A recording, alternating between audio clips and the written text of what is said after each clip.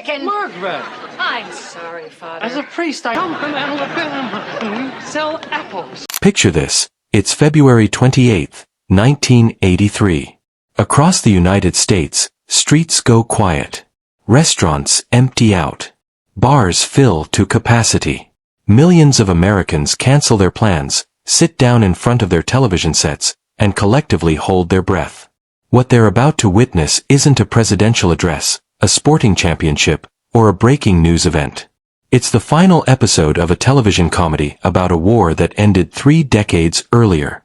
And yet, over 106 million people tuned in, more than had ever watched a single scripted television program in American history. That record still stands today. We're talking about MASH, the show that ran for 11 seasons, won 14 Emmy Awards, a Peabody Award, and somehow managed to outlast the very war it depicted by nearly 8 full years. The Korean War lasted 3 years. MASH lasted 11. Think about that for a moment. But here's the thing, as iconic as MASH is, most people only know the surface. They know Hawkeye's wisecracks. They know the helicopters. They know the theme song. What they don't know are the stories happening just off camera. The secrets kept from the cast. The props that vanished into thin air. The battles fought in writers' rooms and network boardrooms. The moments of real human emotion disguised as entertainment. Today, we're pulling back the curtain on one of the greatest television shows ever made. These are the mind-blowing facts about MASH you probably never knew. Before MASH became a cultural institution, it came dangerously close to never existing at all. Most people assume the show was an overnight success, a guaranteed hit from the moment it debuted in 1972. The reality was far more complicated. When the first season aired on CBS, the ratings were unstable and the reviews were divided. Network executives were openly skeptical. Could a comedy set in a bloody military field hospital during the Korean War actually connect with mainstream American audiences? The answer, at least initially, wasn't obvious. The show sat dangerously close to the cancellation chopping block throughout much of its first season. What saved it wasn't some brilliant creative overhaul or a sudden surge in viewer enthusiasm. It was a scheduling change.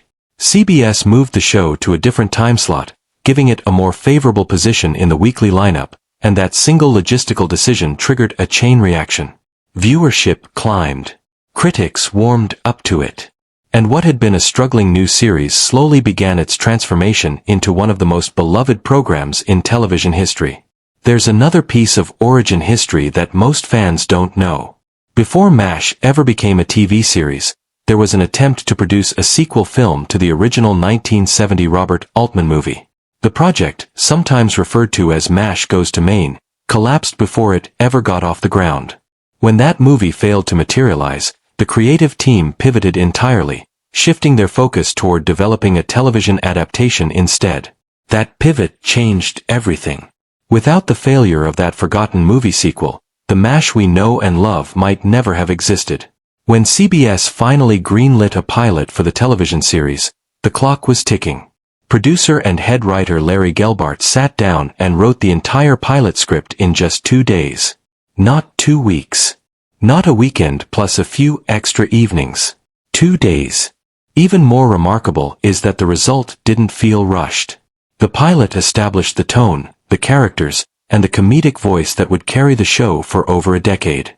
For his weekend's work, Gelbart received a paycheck of $25,000. Not a bad return on 48 hours of creative effort. But there's a wrinkle to that very first episode that most viewers never noticed. Despite being a show set inside a military surgical unit where wounded soldiers are operated on daily, the pilot episode contains absolutely no blood. Not a single drop.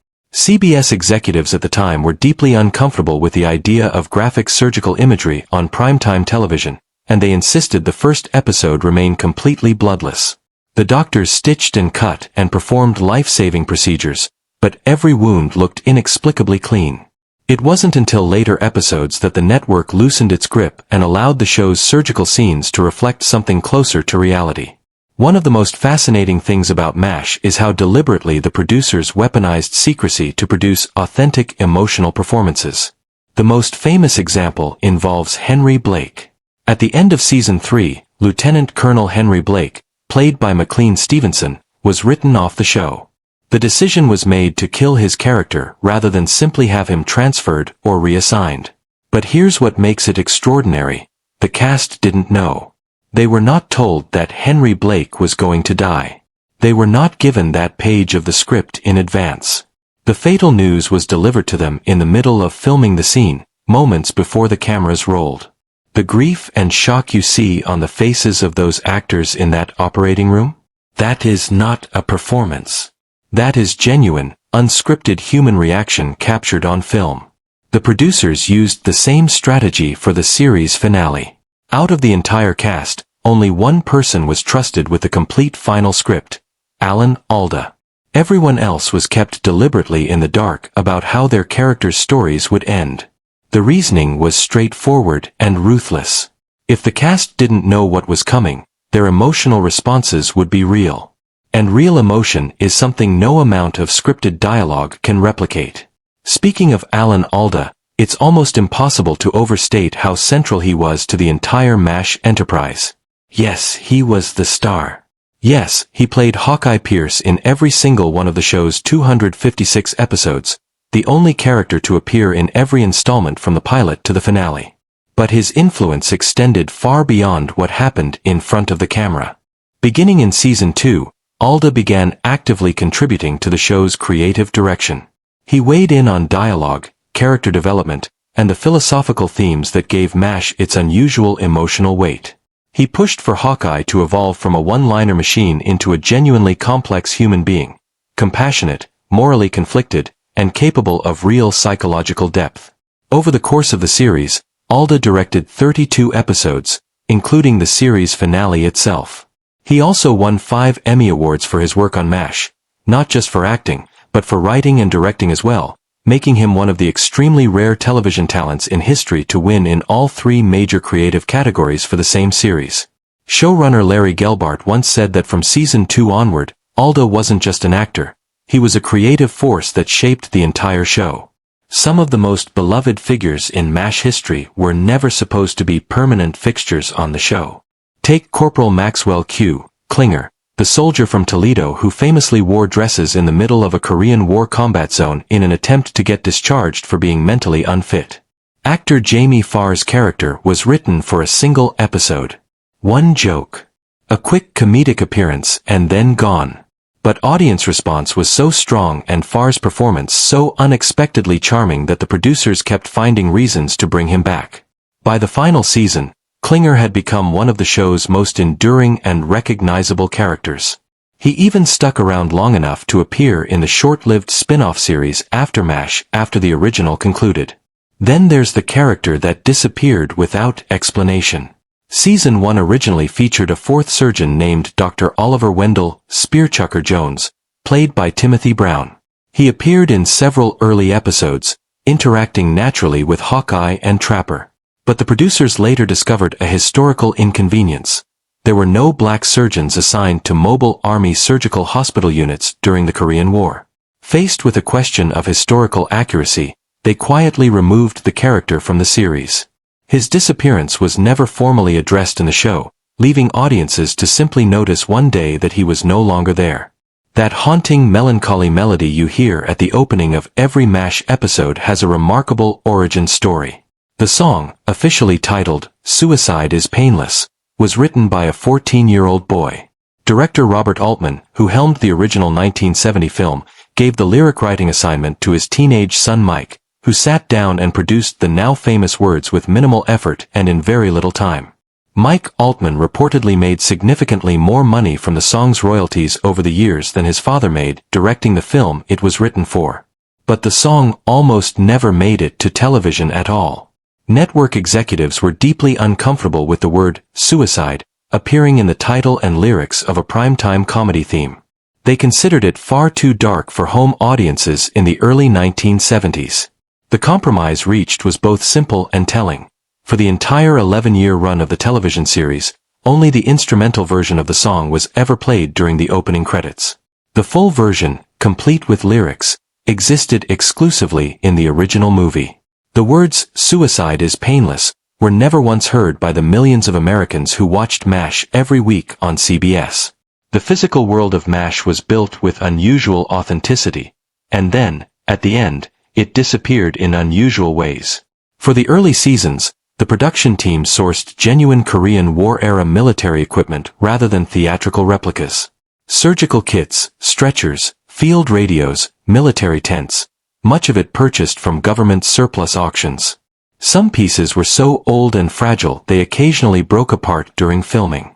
Authentic uniforms were difficult to find in sufficient quantities, forcing cast members to share and rotate fatigues and boots between scenes. Speaking of boots, Alan Alda wore the exact same pair of combat boots from the very first episode to the very last. 11 years. Same boots. He reportedly became so attached to them that when production wrapped, he took them home as a personal keepsake. Radar O'Reilly's iconic teddy bear, the small, well-worn stuffed companion that actor Gary Berghoff's character carried throughout his time on the show, was eventually sold at auction after the series ended. It fetched over $11,000, with some reports placing the final figure closer to $14,000. That's a significant sum for a small, scruffy stuffed bear. And then there's the prop that simply vanished. The 4077th signpost, the large wooden sign seen in hundreds of episodes and instantly recognizable to any fan, was never officially archived or claimed by the studio when production ended in 1983. When the cast and crew departed the Malibu Creek set for the last time, the signpost simply disappeared. Cast members later admitted that nobody knew what happened to it. The prevailing theory is that someone quietly took it during the final days of filming. To this day, the original 4077th sign has never resurfaced. It remains one of television's great unsolved prop mysteries. The production of the series finale, Goodbye, Farewell and Amen, was among the most complicated in television history. While a typical MASH episode was filmed in a matter of days, the finale required approximately 30 full days of shooting spread across several months in late 1982. Scenes had to be filmed out of sequence. The crew moved constantly between indoor studio sets and the outdoor Malibu location. The emotional demands of the material required extraordinary care and precision. Then nature